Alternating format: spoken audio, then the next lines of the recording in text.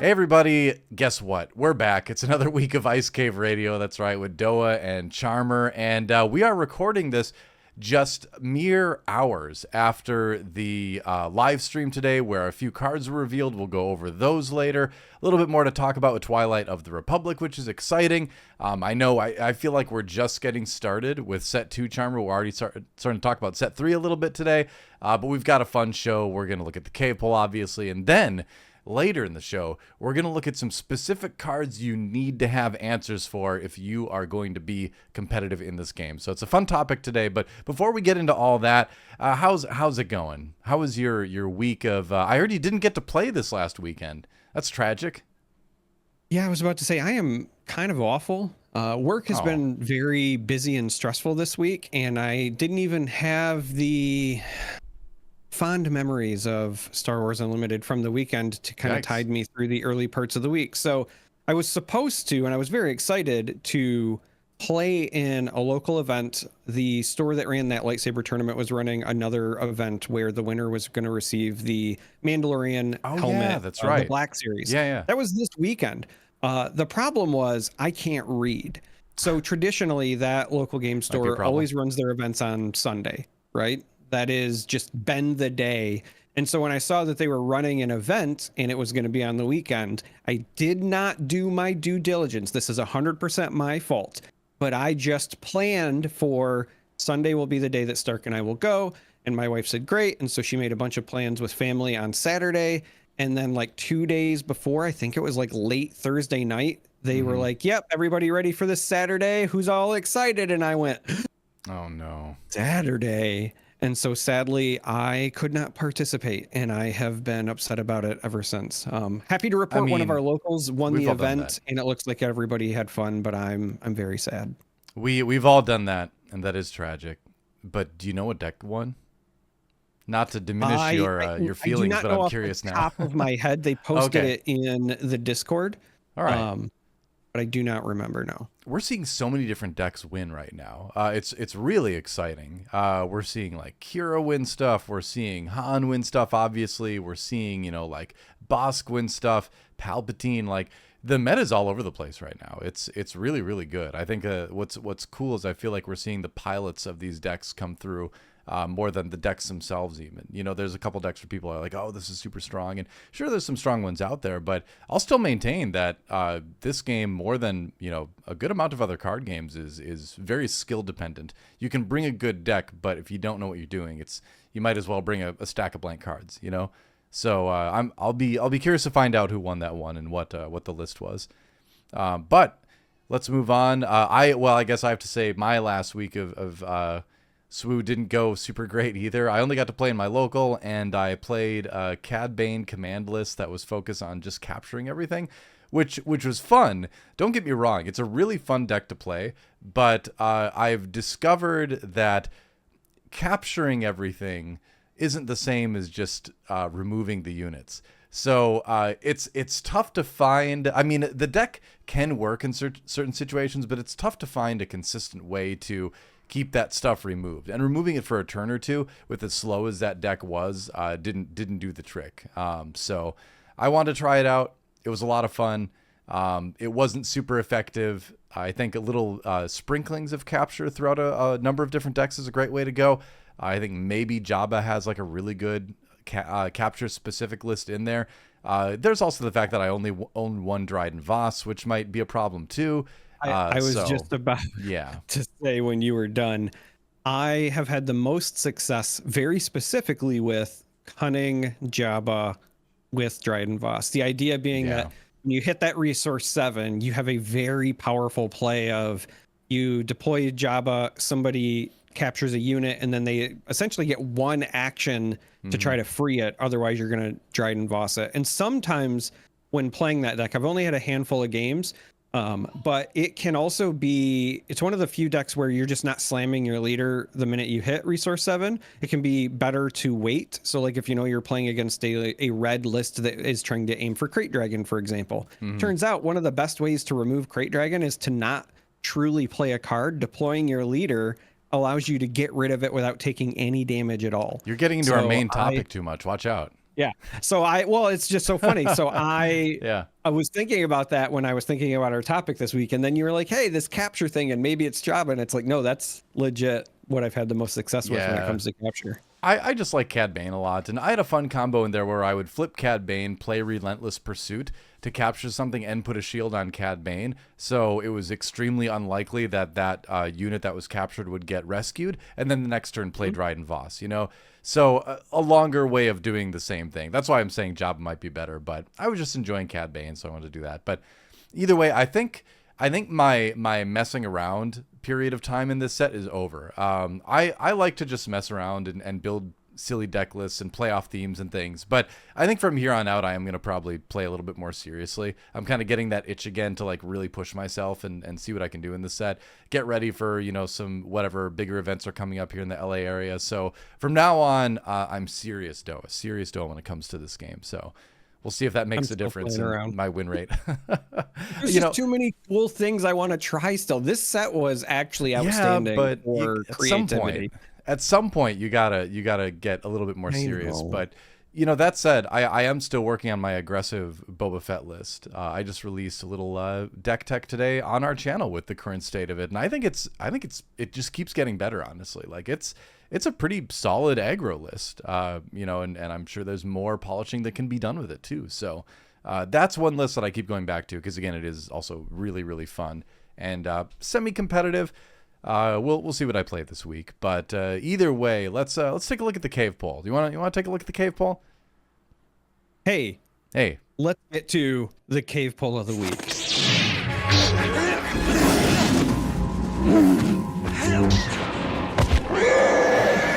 All right, here we go. On the screen with the cave poll. And the question this week was, as we bring it up here, which character should have a show on Disney Plus? Here you see our results for that. Got a good amount of votes this time, so it's fun to see the breakdown. What did you pick for this? This was one of your quiz questions, so I'm curious what you chose. Yeah, my alarm that I set for myself finally worked. Nice. Doa. I was not at a convention. It went off and I went, hey, it's cave poll time. For those of you who don't know, I kept forgetting. So I set an alarm on my phone. So on Sunday, it'll just go off and say it's cave poll time. And I know how to do one. And I'd been thinking about this one for a while just because Star Wars has so many cool and kind of like iconic characters. And like, yes, I think a lot of people are kind of getting show fatigue or whatever, but I'm on the opposite end. I still want to see shows for all of them. So I put this together. I would even argue this list could still be too short. There's even more I could have added, but I wanted to keep it somewhat succinct. Yeah, of course. I chose, and this was actually a hard choice for me, even though I made the list. So I chose Asajj because outside of Sabine, she's my other favorite character. Asajj and Sabine, I absolutely adore. If Asajj was not on this list, then I also would have chosen Iden, because I would love to have seen more about her in like a setting post like where the game leaves off, if that makes sense, because I think she's a character not a lot of people are familiar with, and I think that there's some interesting stories that could be told there, but I went with Asajj. And specifically, I would kind of in the same vein, right? I would love to see more of her bounty hunter side. So kind of like after she's left the Sith and where we kind of see her in Rebels and that stage of her life, I think that there's some really cool stuff that could be done there. Yeah, I got to watch through all that stuff at some point because everybody says, you know, what a great character Asajj Ventress is, but I haven't gotten to see all that stuff yet, so I'll have to get around to that eventually.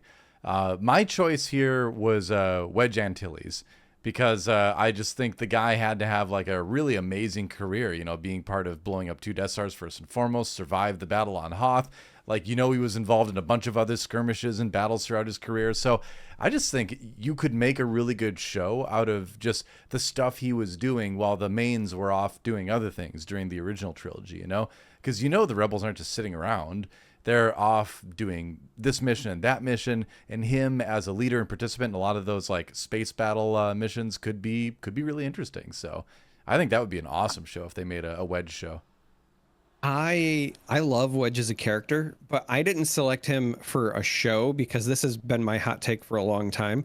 I think it would be really cool to do a Wedge movie where it's after both the Death Stars have blown up. So we'll do it in between, 6 and 7, we'll say. Sure. And I want a Wedge movie in the Star Wars universe that feels like Top Gun, right? I want Wedge to be the teacher, like he'll be Maverick. Oh, and I see. Okay. He's teaching like 2, the next. Yeah, Top Gun 2, the most recent one. Sorry. So like, I want him to Maverick, be like teaching the young X-wing pilots, and then like him showing them what's up because he's outstanding. But then also having, because we always see these space things, but we never get to like really feel the power that they have. And I want to see them. That's one of the reasons I love the sequences on Rogue One on the beach, right? Because we get to see the X-wings in more of like that kind of fighter jet style. I would love to see a movie like that with Wedge as like the main character. See, I would set it right after the first Death Star fight, because if you remember, during that fight, Wedge took some damage and had to like fly out and leave. So he helped. He survived the fight, but he didn't, he had to give up halfway through, right? So I want to pick up after that where it's a huge victory for the rebels, but Wedge personally feels like he let people down, like people died because of him, and he has to like struggle with that like the personal feelings towards it during his next missions, and sort of comes back and like kind of redeems himself in his own eyes, right? I think that would be a really neat arc. And then so you could do that would be like season 1, and then season 2 could start like right after the Battle of Hoth or something, where it's like yet another thing where he survived and he was more instrumental, but they still lost, So I think that's that could be a really cool set of seasons. And then obviously Return of the Jedi, big victory. He definitely is a major participant in that in a successful way. And so we get to see his redemption already happen. But like we have these 2 seasons between that with him sort of like with self-doubt, yet trying to make it through all these like cool space battles and missions. I think that would be really neat. Disney Plus, hit me up. I'll write it for you. Just saying. Just saying. Let's take a look at the actual poll results. So Kira and Darth Revan get 10 votes apiece. Kira, it's interesting because there are a lot of rumors of a Knights of the Old Republic show being made for Disney Plus or for something. So you might already be getting your Darth Revan show. That's one of the reasons I didn't pick him. And Kira, I didn't pick her because I think she had her chance for a spin-off kind of thing, and it didn't work out, right? They even implied that there was going to be more story after Solo, a Star Wars story, and then there wasn't. So, I don't know if we're going to get any more Kira anyway. I think she had her shot, in the universe. So that's why I didn't pick those 2. But a lot of people like those characters for, obvious reasons. And I'm kind of surprised, though. I was a little bit surprised to see Kira rank as high as she did. I wonder if it's a little bit of recency bias with how well the deck is doing right now. I wonder if that's a little bit of it.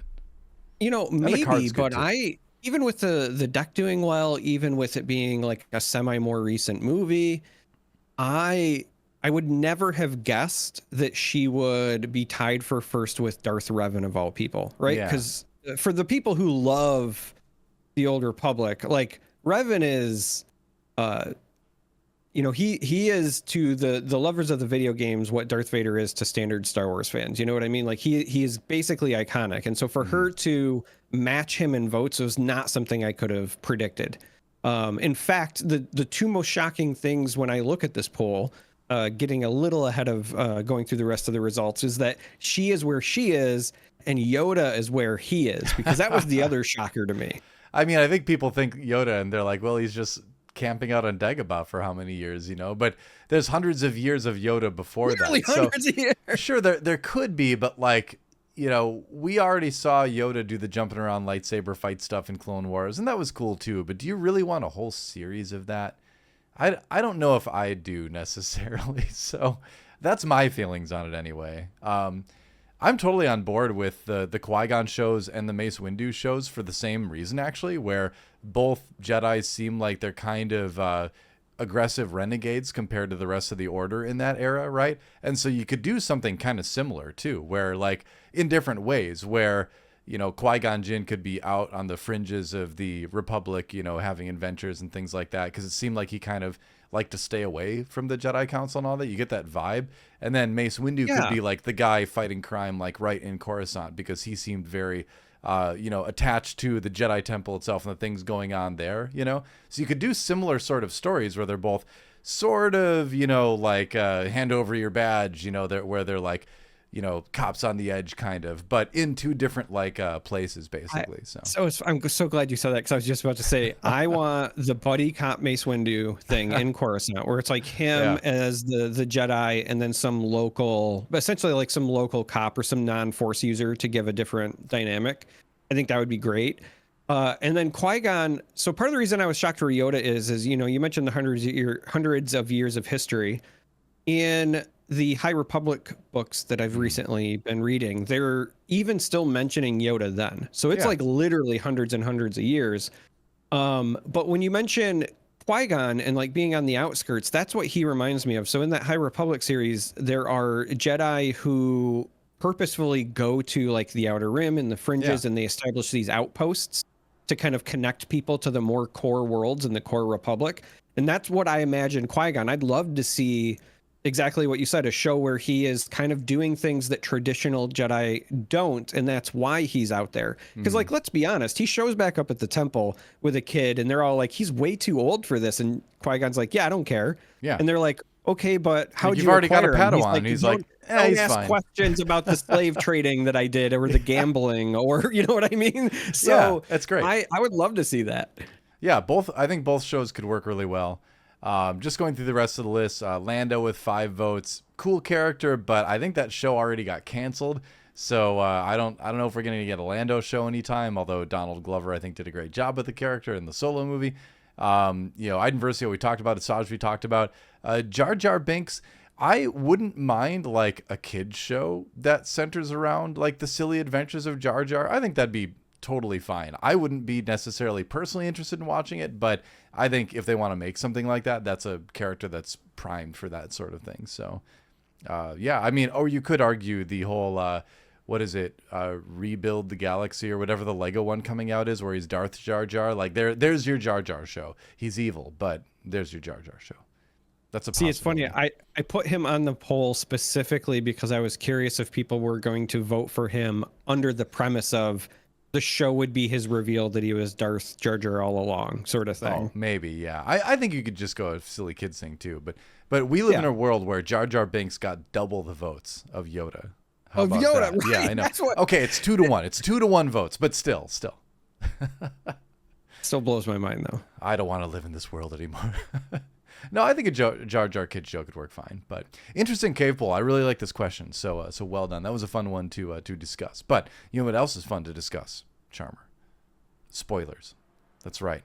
It's time. And we've only got 3 cards to talk about, which is good because we said before we don't want to spend like the entire show talking about spoilers, right? So this is a nice little chunk to talk about. If they do bigger drops, then I want to do more of what we did before, where either you or I or both of us find a separate video to talk about those on, and maybe we touch on it in the main show. But let's take a look at what was revealed on the stream today. Have you seen these yet?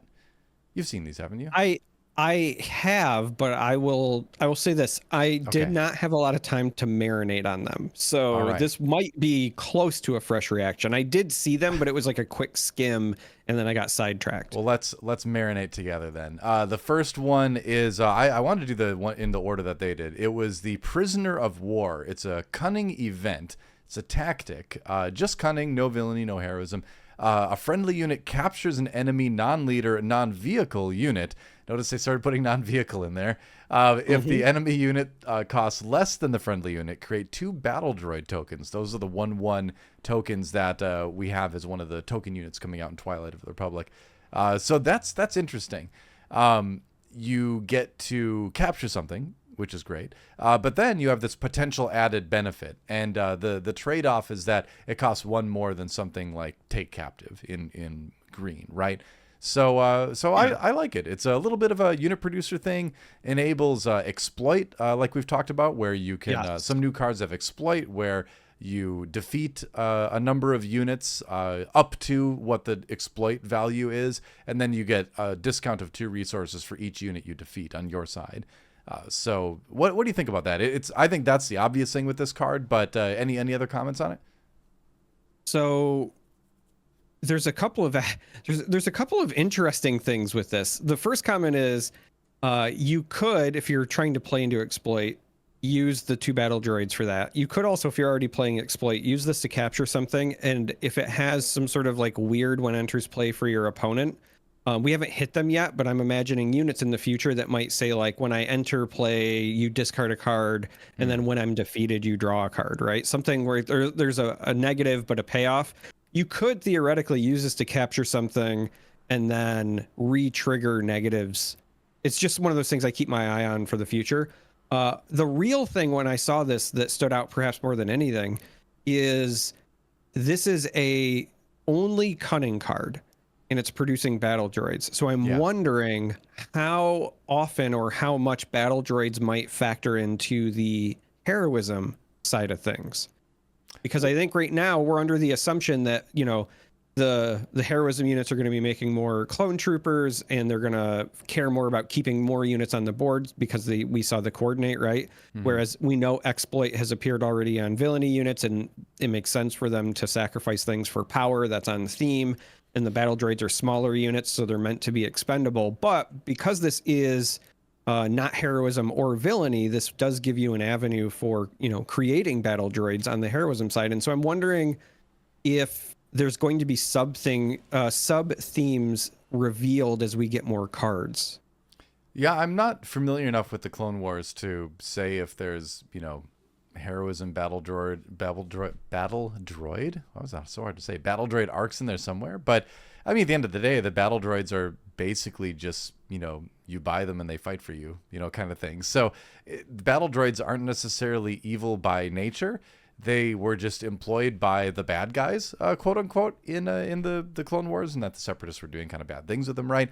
But the battle droids themselves are not necessarily bad. So yeah, I mean, you'd play this card, you bought a couple battle droids, and Roger, they are serving you now.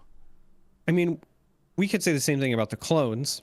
Yeah, sure. As horrific as it is to say, they're just bought and sold the same way droids are. That is very true. That is very true. So it would make sense that we would have options to create them for both sides. I'm just wondering if we're going to see dedicated themes to both sides. I guess that's where it is, because obviously this is still a coordinate enabler.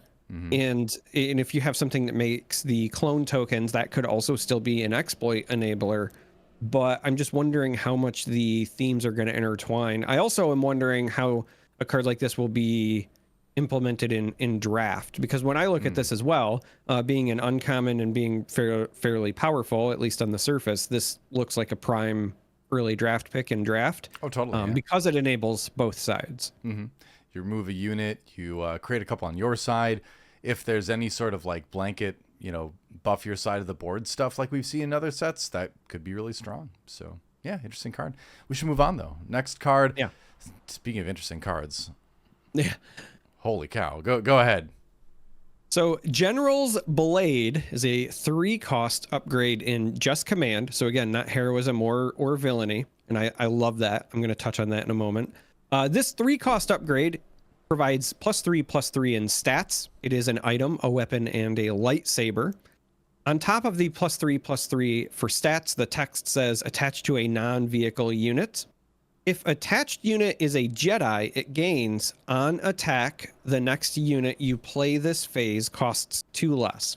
So it is on theme with the command themes of making things either cost less and or ramping your resource or your playability of things. So I love that. The thing that jumped out to me the most, though, is because it's General's Blade, and like, granted, it's meant for a Jedi because of the if attached unit is a Jedi part, but I just love that theoretically you could still play this on General Grievous and it would be the General's Blade. So I love that they kept the naming very general, and that just tickles me. I love wordplay like that. That's true. I mean, we've already seen Grievous be released as one of the starter leaders, so he could, you could play commanded, and you could put on that. Like you said, there's no villainy or heroism restriction on this. He wouldn't get the Jedi ability, but you could throw a lightsaber on him, which is thematic. I like it. I do wonder if, obviously we've seen the leader, but I do wonder if we're going to get a unit version of General Grievous, and I wonder if his text is literally just going to say, I count as he won't be a Jedi, but he'll be like, I count as a Jedi for lightsabers or something. You'd have to imagine there's something there at some point, but who knows? It's at least we've got more lightsabers in the game for the eventual possibility. But this card is kind of it's scary when you think that in the Clone Wars there were a lot of Jedi running around, and so my question now is how many new Jedi characters are we going to get in this? And then, how strong is that going to make this play, right? Where you put this on a Jedi, as soon as you can, and then attack with it, and then play something else for 2 less, you're potentially getting some really strong aggressive strategies here. So it's a really good enabler card for aggro decks. I could see, situations where you use it to make a, you play it in a control sense too, where you can make something big Sentinel maybe cheaper. But I look at this and my aggro brain, which is the only brain I have, says, all right, sweet. What can I do to play like a 6 cost on my 4 resource turn now or something, You're talking about your aggro brain. There's none that exist right now.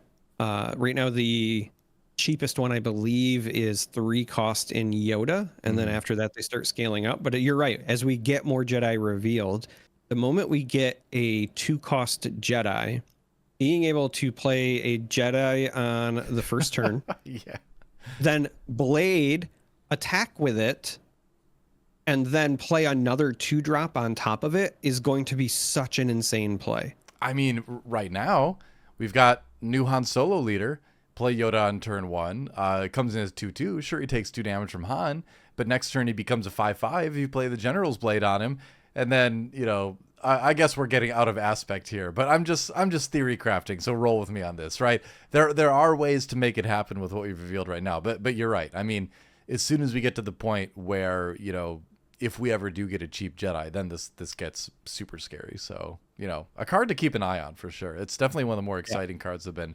revealed recently, but I'm ready to move on if you are. A good rare. I am ready, yeah.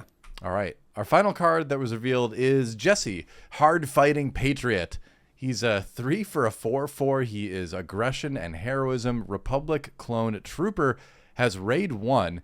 And when played, an opponent creates 2 battle droid tokens. So a little bit of a risk reward, a little bit of a kiss curse here. He's a 5/4 when attacking.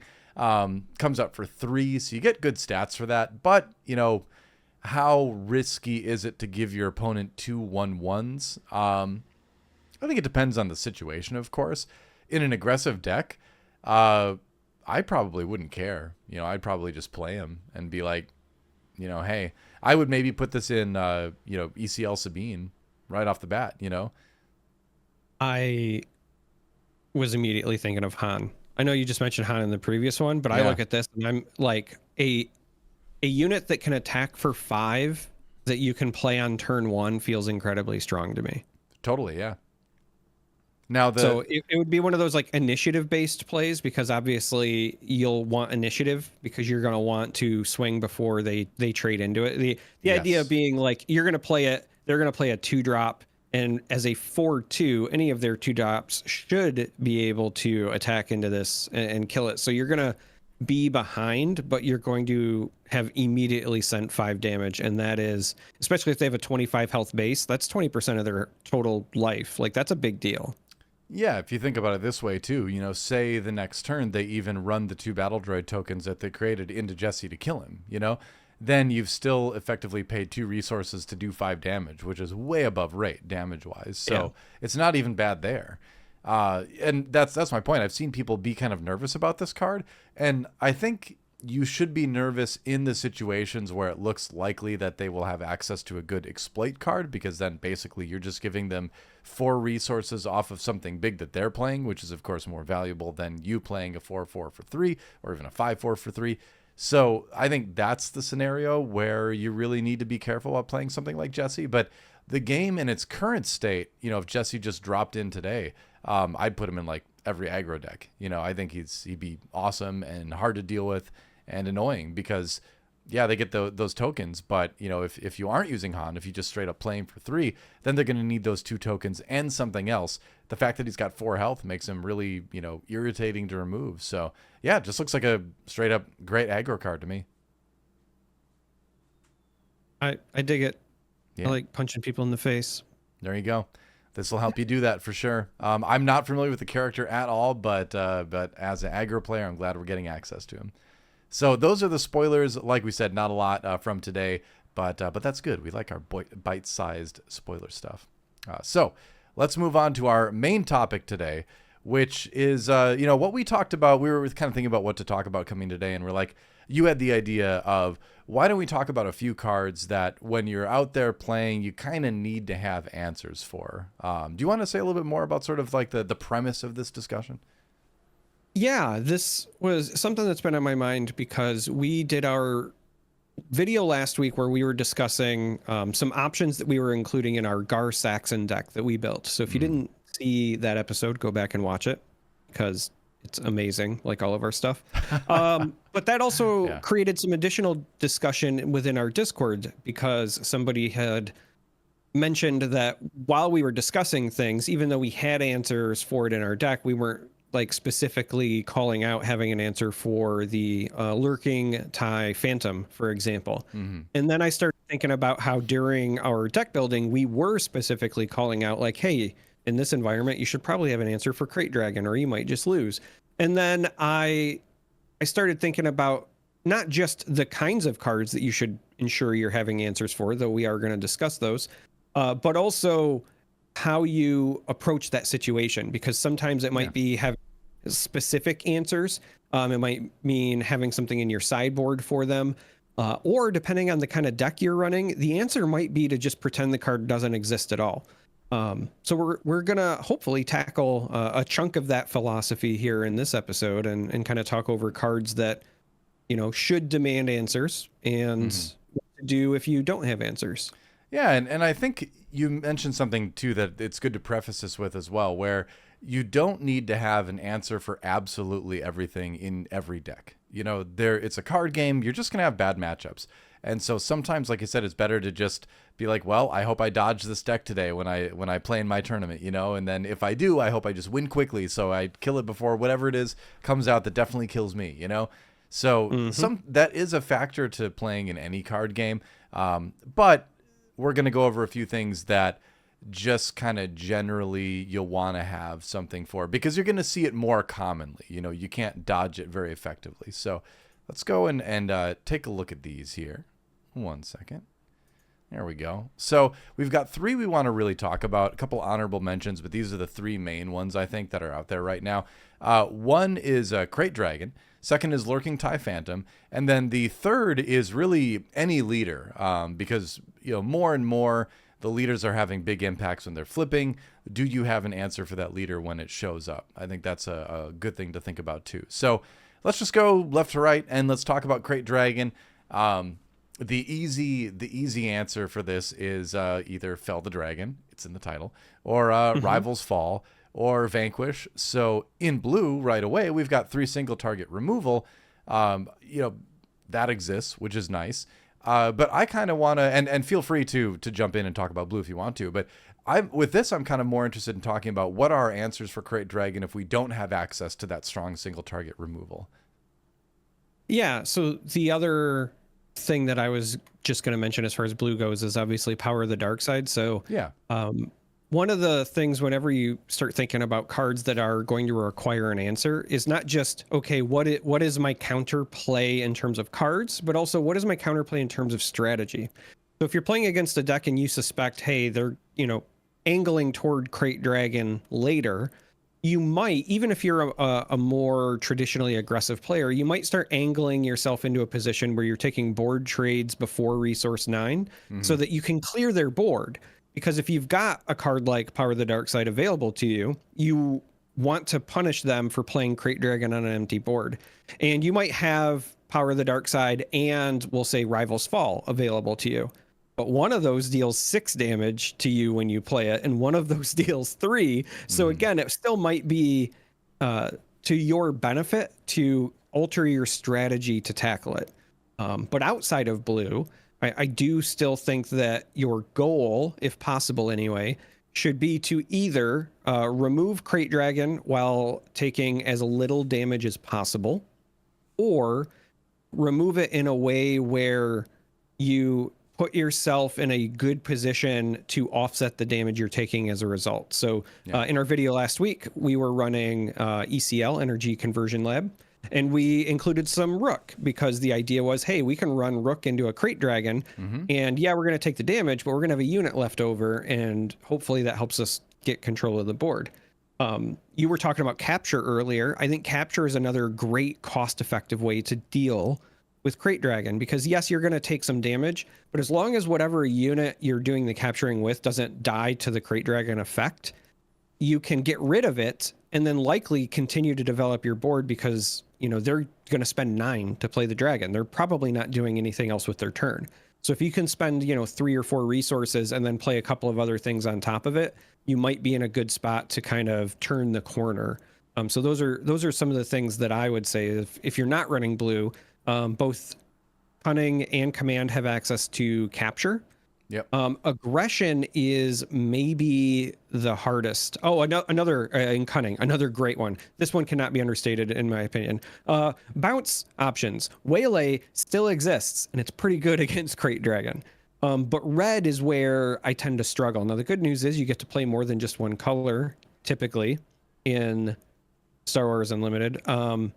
If you're double red, I would say your answer is to not have an answer and just race them. If they get to the point where they can play Crate Dragon, you've probably already lost. I mean, anyway. If you're playing like Kylo Ren and they have enough resources to play Crate Dragon, even if it is the Han Solo deck, like you're already dead.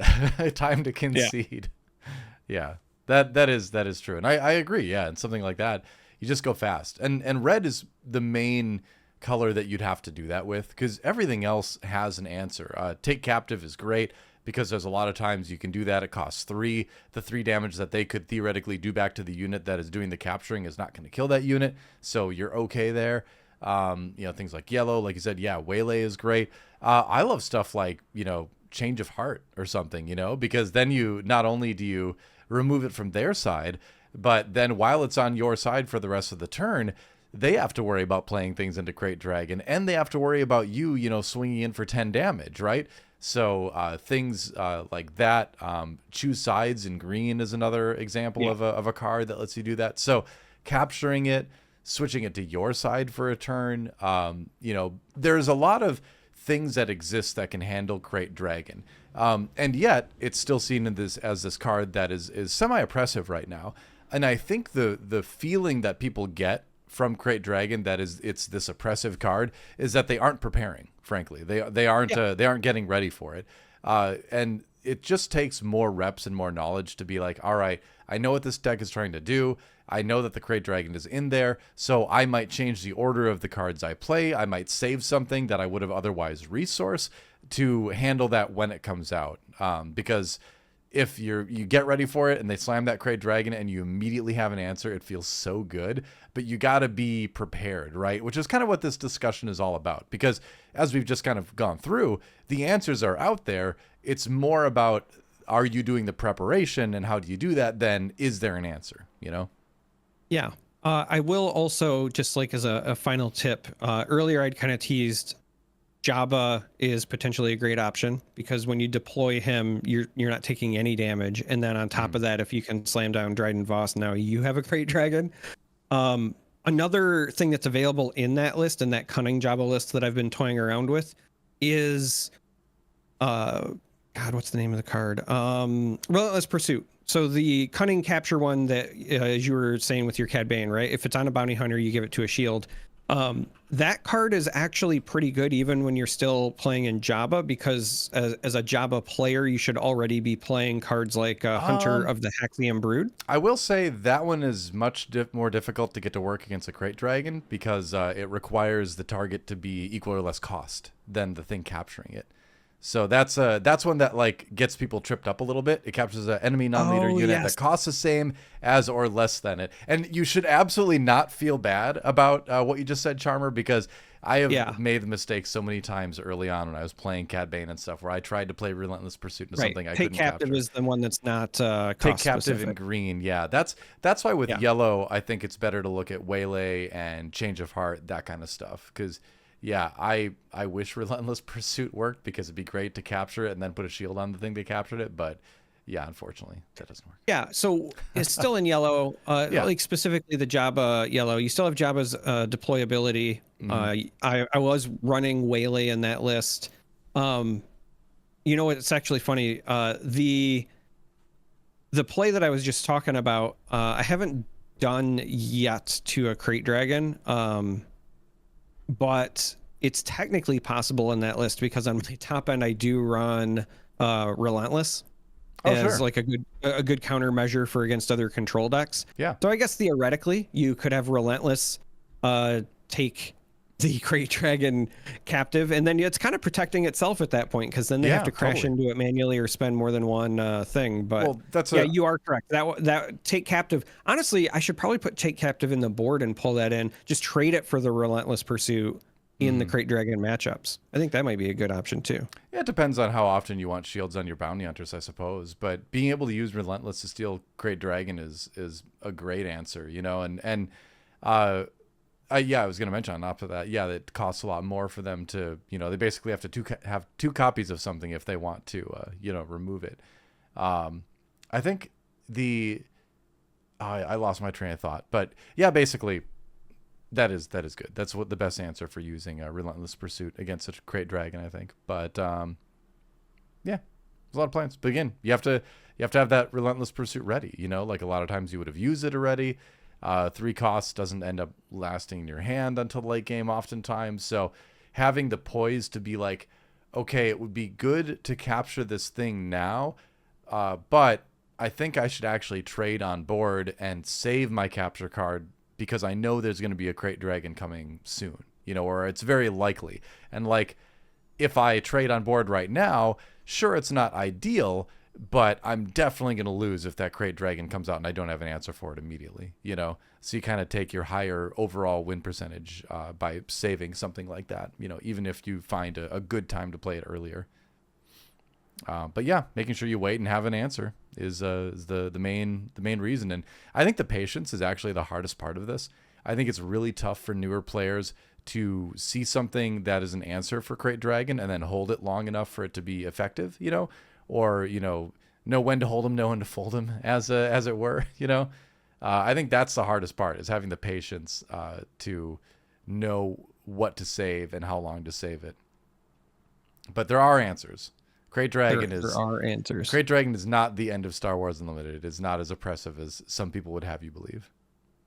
Han makes it feel that way sometimes, but it's not. So do you want to move on to Lurking TIE Phantom? This is another interesting one. Yeah, and I wanted to cover this one specifically just because it was mentioned in the Discord, and this particular one is problematic because it seems pretty benign at first glance, but it's incredibly hard to remove if you don't have a plan for it.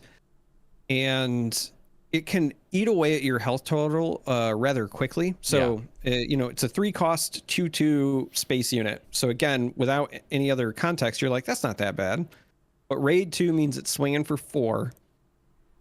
Okay, that starts to add up pretty quickly. And then this unit can't be captured, damaged, or defeated by enemy card abilities. Now that's really important because that means things like your events. So you can't, Rivals Fall it, Vanquish it, take down it. You can't even, then this is another one that catches folks, you can't even Power of the Dark Side it, because if they play Power of the Dark Side when it's on the board, your enemy just says, I choose Lurking TIE Phantom, and then nothing happens because it can't be defeated. So it's a waste of a slot. So with that in mind, you should potentially have an answer for this, hopefully. The most common one is any space unit that you can just crash into it. The problem is that there's a lot of decks that are either low on space units, or even if they're running them, they might not run enough cheap ones so that you have something deployed ahead of time, or at least, around the same time, where you can have that kind of like first option. So like lately when I'm deck building, I love any 2-drop space unit that I can include, whether it's, in yellow Cartel Spacers because they've got utility later. Blue Inferno 4 has been a staple for a long time, but it's another good option. In red, even if I'm not running discard abilities, I'm still running Kylo's TIE Silencer in most of my red decks if it's, red villainy, because it's still a 3/2 space unit. And on the off chance somebody does play like a Kanan against me or a Vigilance and I have to discard it from the top of my deck, I can play it if I want to, because it does trigger from top of deck. So it's a little bit of insurance, but it's really just there to swing into things. And then even if your deck doesn't have those kind of options, the new neutral is also, I think, a fantastic inclusion. So the 3/2 space unit that any player can pay 4 to gain control of. Mercenary Gunship, yeah. Yeah, Mercenary Gunship is such an eloquent answer to something like this, because its sole use is like, I'm going to play this so that I can kill a phantom if I need to, and it'll be dead long before I have to worry about my opponent taking control of it. So I think having something that can run into it makes sense. Now, if you're in blue, Make an Opening is there. We do also, if you're on a Force user blue, have the new 1 cost card where if you have a Force user, it gives -2/-2 for the phase. Cards like Luke or anything else that's giving minuses will also get the job done, because that's not damaging it. It's just reducing its stats to 0. And then it came up in the Discord discussion, but for the listeners that might not be in our Discord, it turns out Traitorous is still really good against this. Yeah, how about having it on your side then? That's obviously it doesn't protect your upgrade, but that you use to steal it. But still, it's kind of nice to have it on your side. I think all those are great answers to it. And once again, we've demonstrated that there's a lot of answers for this card. But there's also a big component in it, again, which is how do you play around the deck, right? With these Lurking TIE Phantom decks, oftentimes the deck is very focused around this card specifically and making this card do the damage. You see Tarkinless, that's the most popular one, I think, right now, that plays a very Lurking TIE Phantom focused game strategy. There's a really good Boba Fett aggression list, actually, that I really love playing. That is another Lurking TIE Phantom centric one. But the main thing is understanding that outside of Lurking TIE Phantom, usually everything in these decks are very manageable because they're kind of combo piece cards instead of threats by themselves. The Boba Fett one has stuff like Fett's Fire Spray, of course, and has some other threats in there.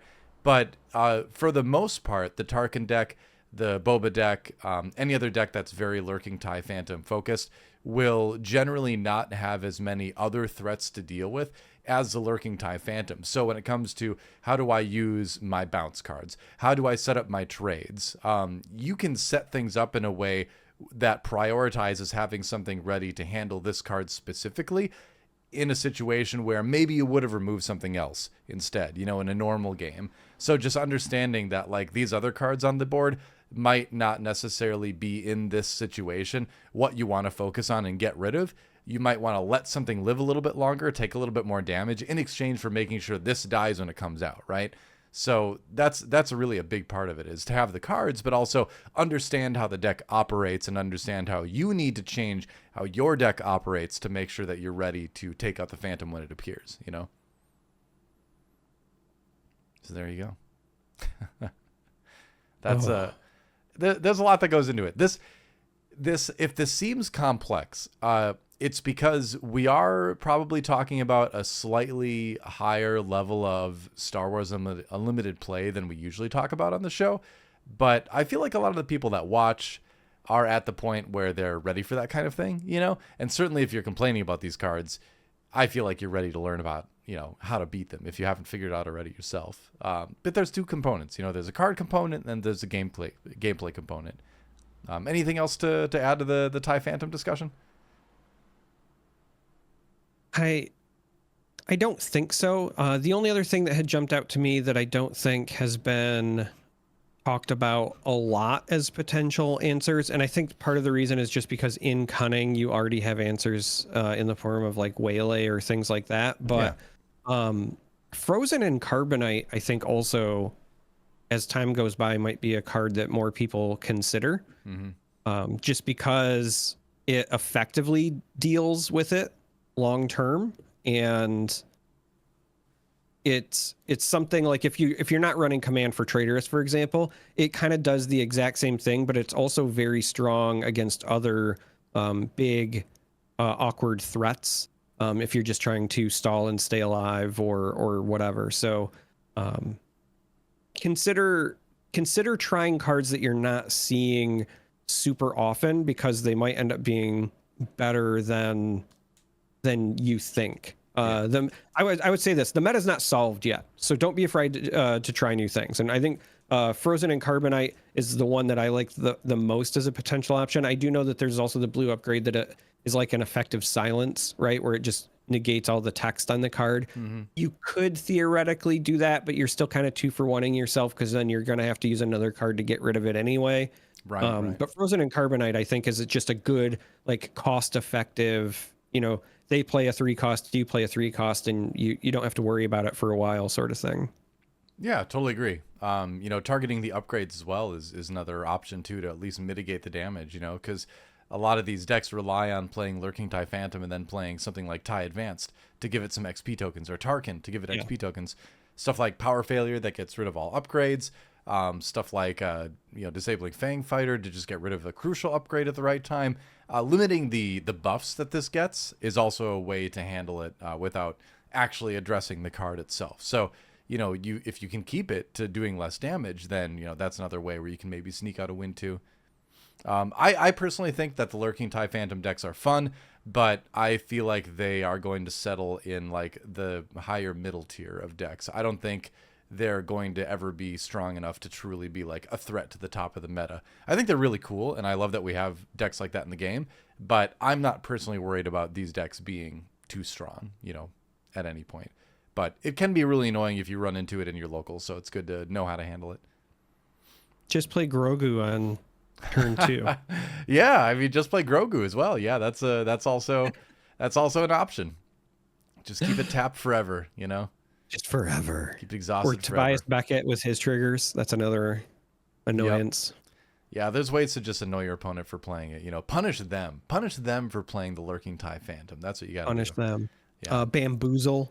That's you're talking about getting rid of upgrades. That's another great way to kind of do both all in one go. Yep, and Heroism, Exhausted and gets rid of all the upgrades. Definitely a good thing.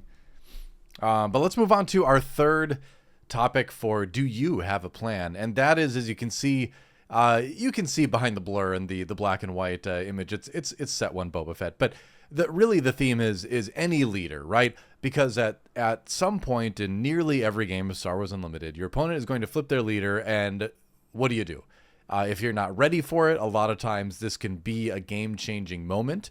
And so you need to be prepared when that leader flips. And the way you prepare for each leader is different, of course. But I think there's some general rules that you can follow when considering, as I play a game, how do I make sure their leader is as non-impactful as can be? What are your first thoughts on that?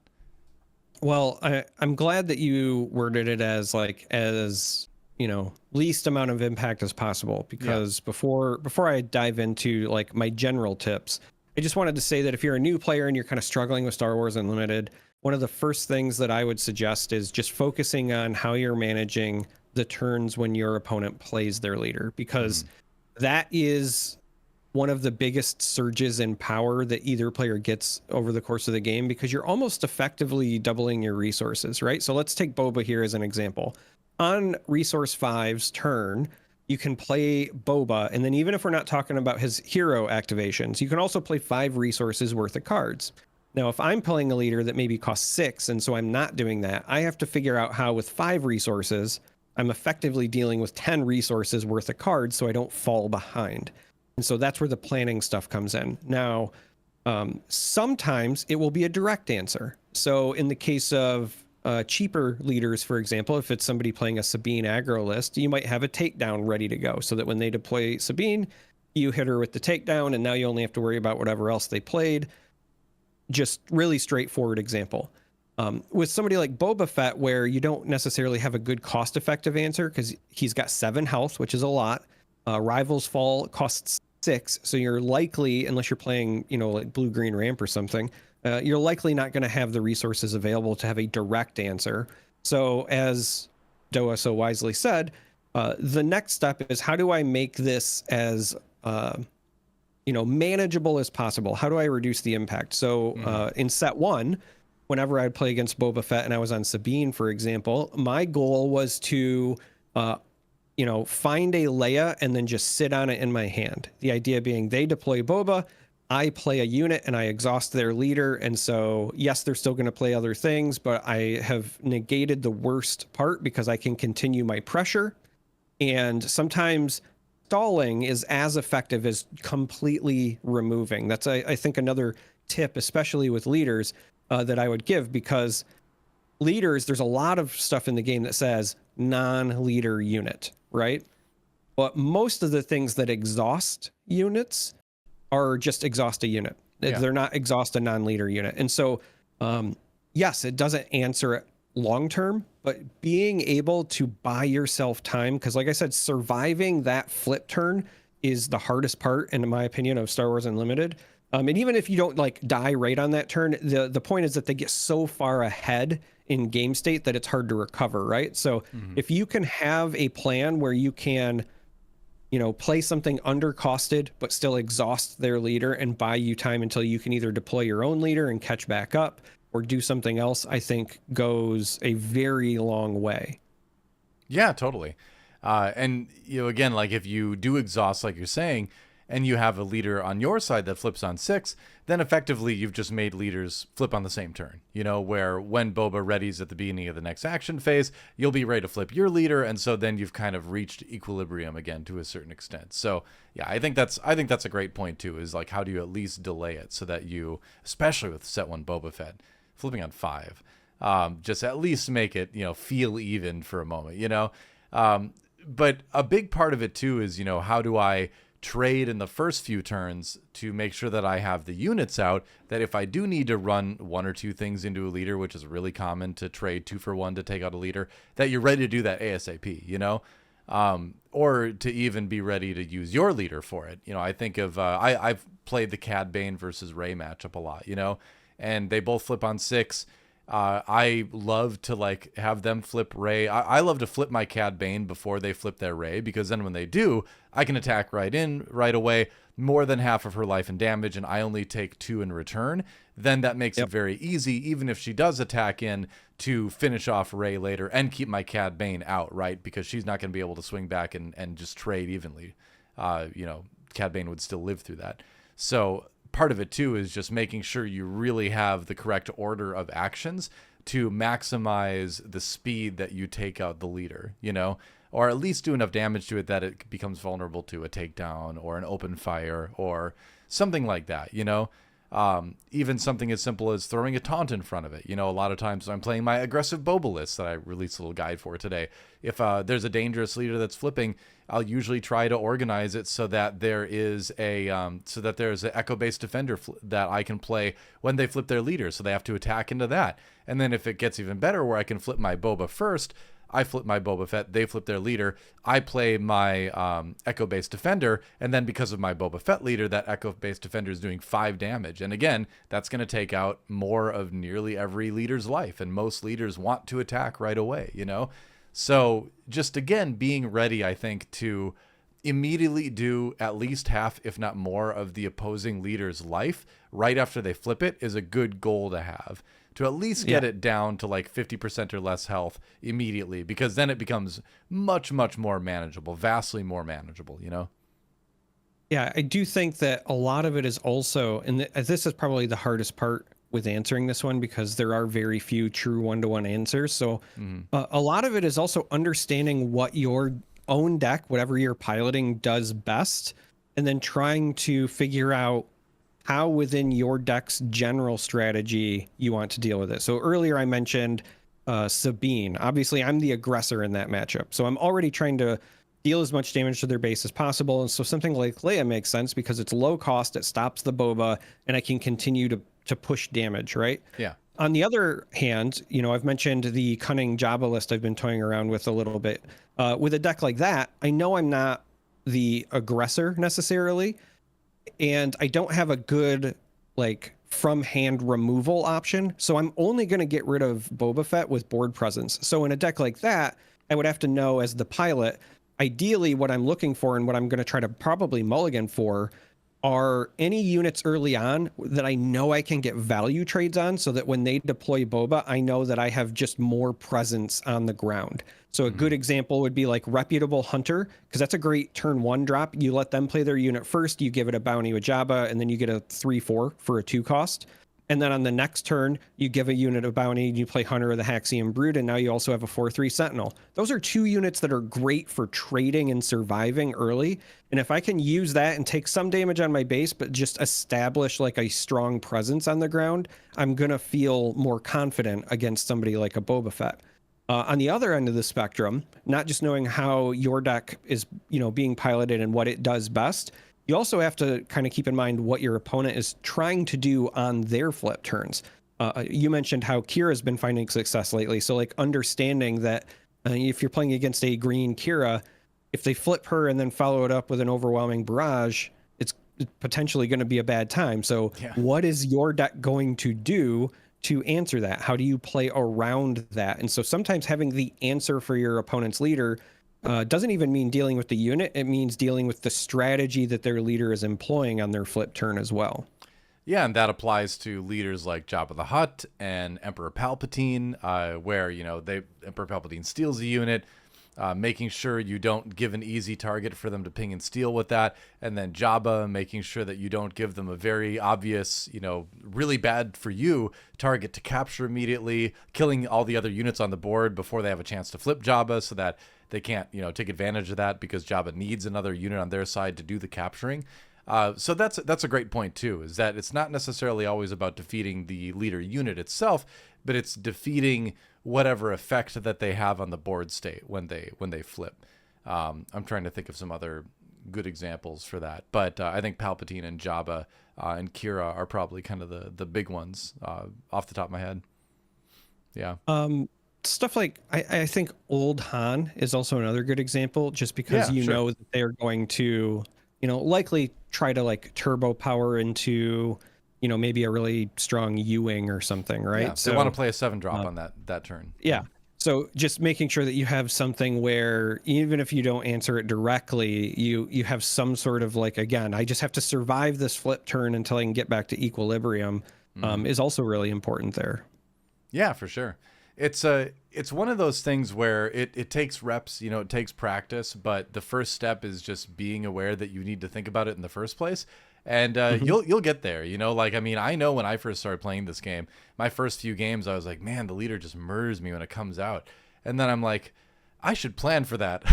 And then the first time you do, and it sounds silly, right? When now we've been playing for a long time, but there's still so many new people coming into the game. And that really is the first step, is just realizing that you need to make a plan, and realizing that even if the plan you make is not good because you're still a new player, you're still one step ahead of where you were, So just being aware that the leader flip is coming up and thinking, what can I do now to prepare for that is a big thing. So yeah, I think that's kind of the other three, the third of the main big things we want to talk about is, do you have a plan for right now? Because the leaders are only going to get more varied and impactful, and a lot of them are these kind of mid-rangey leaders with like 6 to 7 health, and so I think that's a big thing, is like, how do I prepare myself to do, we'll say 6 to 8 damage when their leader flips? How can I set myself up to make sure to deliver that either in one turn when they flip it, or in half that turn, and then make sure I get initiative to finish it off right away, the next action phase. I think that 6 to 8 health is a good litmus to sort of like shoot for.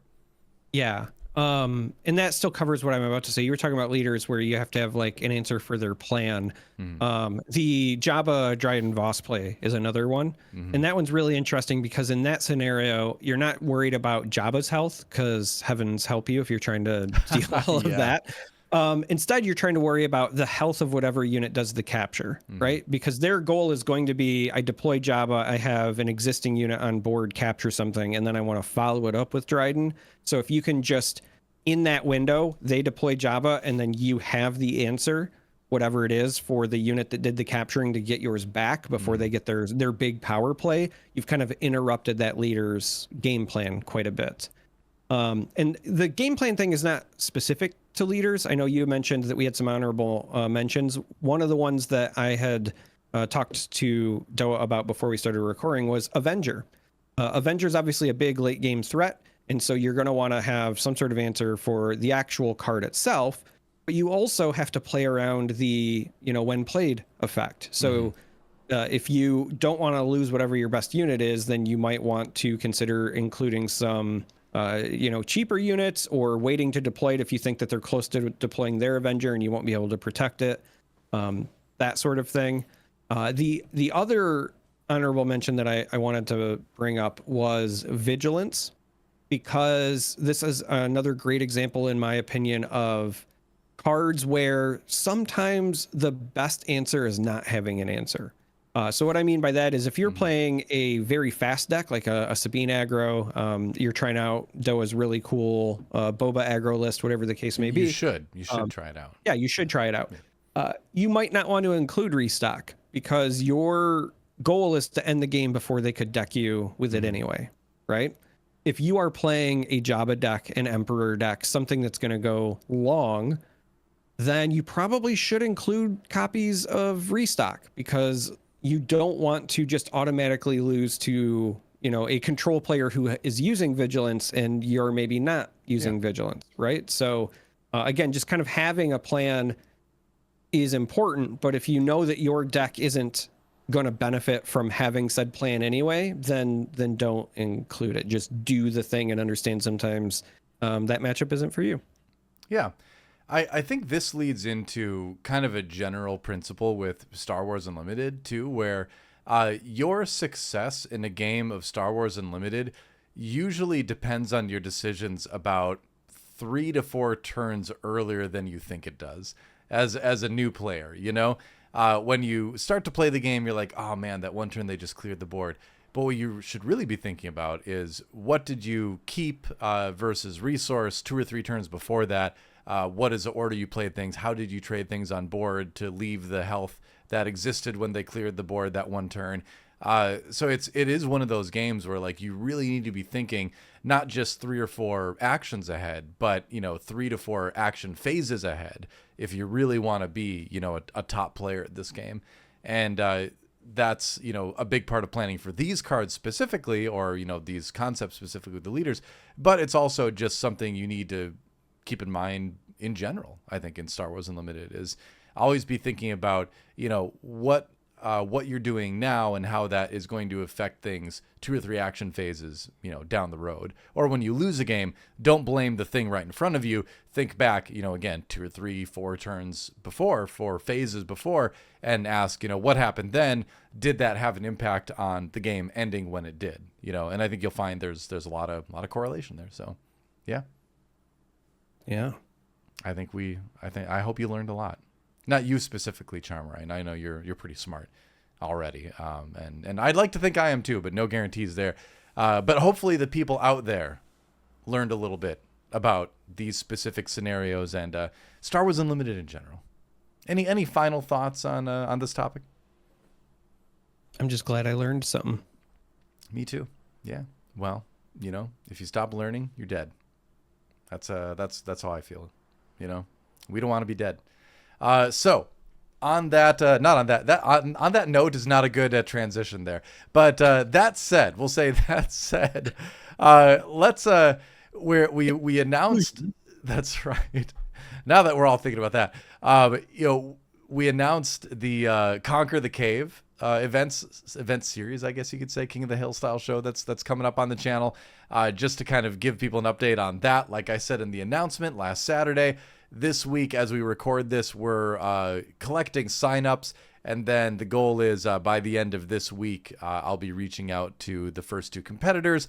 Then it'll probably take about a week or so for them to play their match. I'm budgeting I'm going to try to give people like a 4 or 5 day window. We're going to probably need to tweak things as time goes on to see what works on average the best for people. But the idea is that you have a week where a match is played, and then that match is then edited and casted and released the next week, right? And so then over the course of the weeks, you can get into a rhythm where there's 1 per week, right? Because you have 1 being played at the same time as the previous one is being edited and put out there. And yeah, So hopefully that'll all go well. I know we've got a good amount of signups, so we've got at least a month or two of matches already ready to go. So that's exciting. I'm hyped to see who the best players in our Discord are going to be. Again, if you're out there, and if you're not in our Discord, definitely join, because there's so much good Star Wars Unlimited conversation going. But also make sure you sign up for Conquer the Cave if you think you're good, and show us what you got. You could be the conqueror of the cave. Get that special Discord role as a prize initially, and then hopefully down the line, we'll find some other, I don't know, find a sponsor or something, find something else to give you. We want to do more of that, but for now we just want to see the gameplay. We want to have the bragging rights out there for people. I think that's going to be a lot of fun. I'm hyped about that. Are you hyped about that? Yeah. Oh, good. I can feel the hype. You can feel the hype. I can feel the hype growing within you. Yeah, I was just like, man, he said it so perfectly. I was actually I didn't leave you a lot. I'm sorry. My brain short-circuited for a moment. I was like, man, he's so good at this. He probably does that for a living. Man, if only. No, I still do kind of. But yeah, I'm excited about Conquer the Cave. It's going to be good to get some competitive content on the channel, and just more content in general. If you have any suggestions, of course, leave some comments in the YouTube comments. Come to the Discord, let us know. There's an episode feedback channel over there. Definitely follow, like, subscribe, all that stuff helps us out a lot to keep doing this, because we're busy people with other things that demand our time. And so the more we can focus on this, I think the more fun we have. I would say, maybe that sounds selfish, but hey, you like the content too, right? So let's all work together here. But that's about it. That's all I got to say for this week. Exciting stuff coming up in the expansion, in the shows we're gonna have. Had a good conversation. Hopefully you're all a little bit better at SWU. Any final phrase that you like to say? I don't know, maybe every single episode, Charmer. May the Force be with you.